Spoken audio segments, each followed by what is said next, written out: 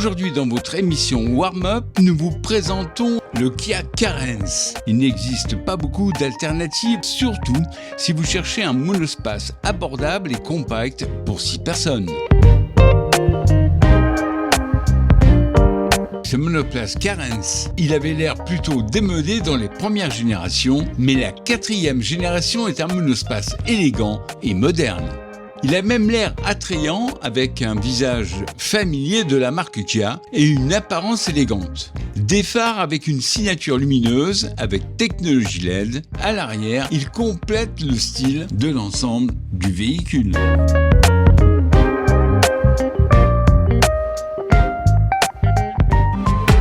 L'intérieur du Carens est tout comme l'extérieur, soigné, fonctionnel et moderne. Après une courte période d'adaptation, vous pouvez utiliser tous les boutons et fonctions presque à l'aveugle. La finition est certes soignée, l'intérieur est spacieux, la visibilité est bonne, de sorte que le conducteur peut facilement diriger le monospace dans la circulation urbaine. De plus, elle est équipée de 6 sièges confortables. L'intérieur est agréablement lumineux. De nombreux équipements contribuent de manière significative à l'ensemble attrayant de la Kia Carens 4e génération.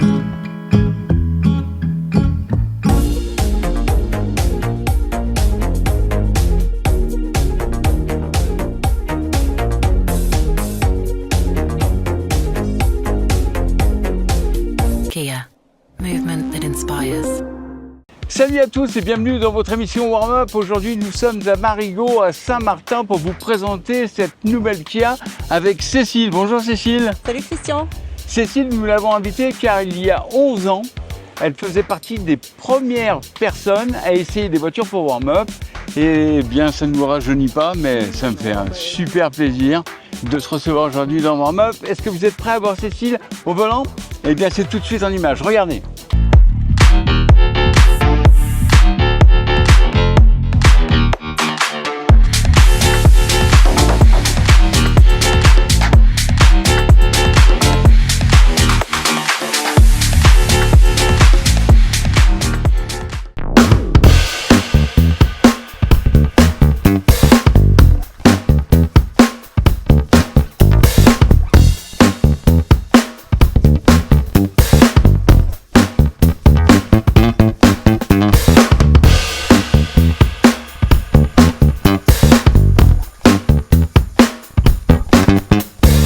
Comme on l'a dit tout à l'heure, ça fait 11 ans que tu avais fait une des premières émissions Warm Up. C'est ça.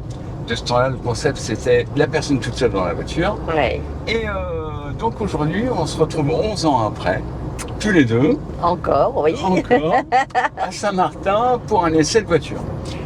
Donc, je te remercie d'avoir accepté notre invitation. Et donc, j'aimerais te parler un petit peu. Depuis 11 ans, il s'est passé beaucoup de choses. Oui. Alors, tu fais quoi maintenant dans la vie? Eh bien, j'ai toujours le magasin l'usine. Oui, avec Jean-Paul. Avec mon mari. Effectivement, Jean-Paul. Jean-Paul. Et mais par contre, il y a une nouvelle aventure pour moi. C'est je me lance dans l'immobilier avec IAD comme groupe. D'accord.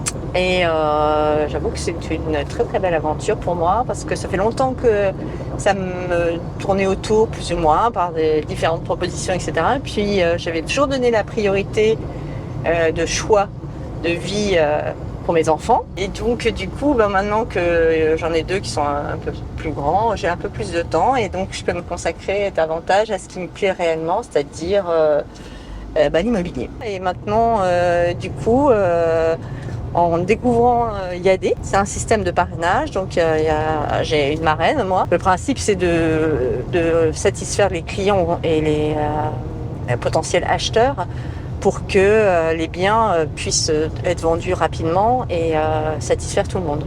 Voilà. Alors, quand même, l'avantage de l'IAD, si je ne me trompe pas, c'est qu'on peut éventuellement être ici et acheter un bien en France. Exactement, voilà. Choisir le secteur. Absolument, c'est complètement ratifié.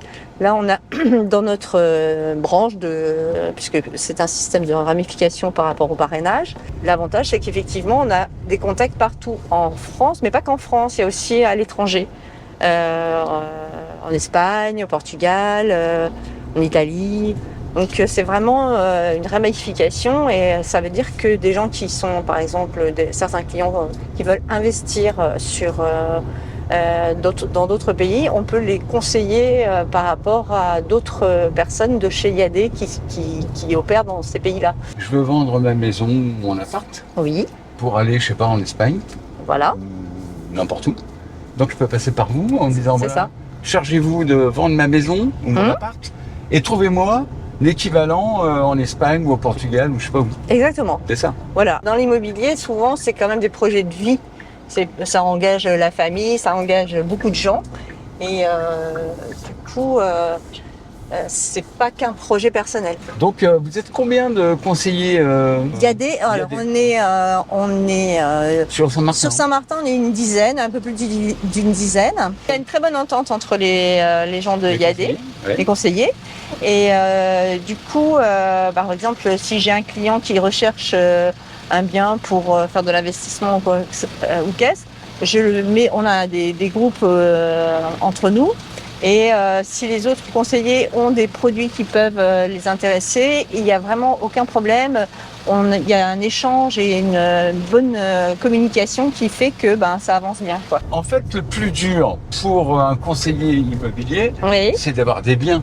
Oui, donc la prise de mandat, effectivement, c'est la partie un peu plus ardue, j'allais dire, du problème.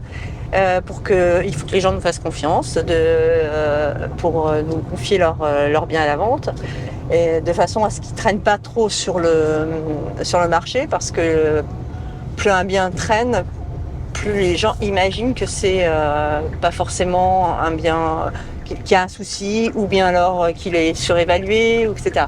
Après, l'évaluation du bien, ce qu'on appelle un avis de valeur, c'est important aussi de ne pas se tromper et de rester dans le marché. D'accord. Parce que souvent, il ne faut pas faire miroiter des choses qui ne peuvent pas être réelles. On va dire, je vais vous vendre votre bien à 1 million, alors que le bien ne vaut que 800 000, parce que de toutes les façons, à ce moment-là, le bien va traîner parce que il ne sera pas au prix du marché.